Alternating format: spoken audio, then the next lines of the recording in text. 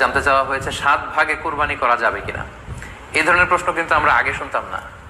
Recently কিছু কিছু স্কলারদের আলোচনা বা এতে করে লোকজন হয়তো বিভ্রান্তিতে ভোগেন কিংবা একটা ধোঁয়াশা তৈরি হয়, ফলে এই প্রশ্নটি করা হচ্ছে। আমরা আবহমান কাল থেকে আমাদের প্রিয় মাতৃভূমি বাংলাদেশে হয়তো ছাগল কুরবানি দিয়েছি অথবা গরু কুরবানি দিয়েছি সর্বোচ্চ 7 ভাগে।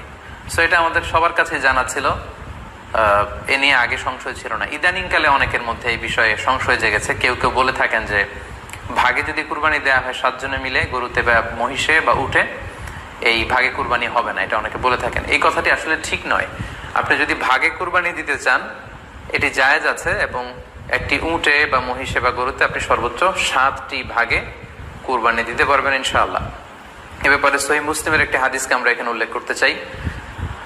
সাইয়েদনা জাবের রাদিয়াল্লাহু তাআলা আনহু থেকে বর্ণিত, তিনি বলেন, ক্বালা হাজাজনা মা রাসূলিল্লাহি সাল্লাল্লাহু আলাইহি ওয়াসাল্লাম, আমরা আল্লাহ রাসূল সাল্লাল্লাহু আলাইহি ওয়াসাল্লামের সাথে হজ করেছি। ফানাহারনাল বাঈরা আন সাবআ, সেখানে আমরা উট কুরবানি দিয়েছি 7 জনের পক্ষ থেকে। ওয়াল বাকারাতা আন সাবআ, আর আমরা সেখানে গরু কুরবানি দিয়েছি 7 জনের পক্ষ থেকে। খুব সুস্পষ্ট, একটি উটে ওনারা 7 জন অংশগ্রহণ করতেন, একটি গরুতে 7 জন অংশগ্রহণ করতেন।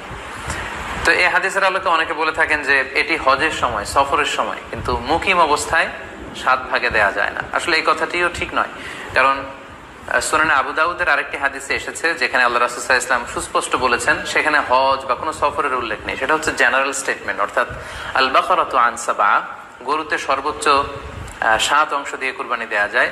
ওয়াল জাযুরু আন সাবআ, আর উটের ক্ষেত্রেও সর্বোচ্চ 7 অংশ দিয়ে কুরবানি দেয়া যায়। তো এই হাদিস, দ্বিতীয় যে হাদিসটি উল্লেখ করলাম, এটা হচ্ছে জেনারেল স্টেটমেন্ট। সেখানে সফর মুকিম কোনো কথা বলা হয়নি। ইন জেনারেলি বলা হয়েছে যে উটে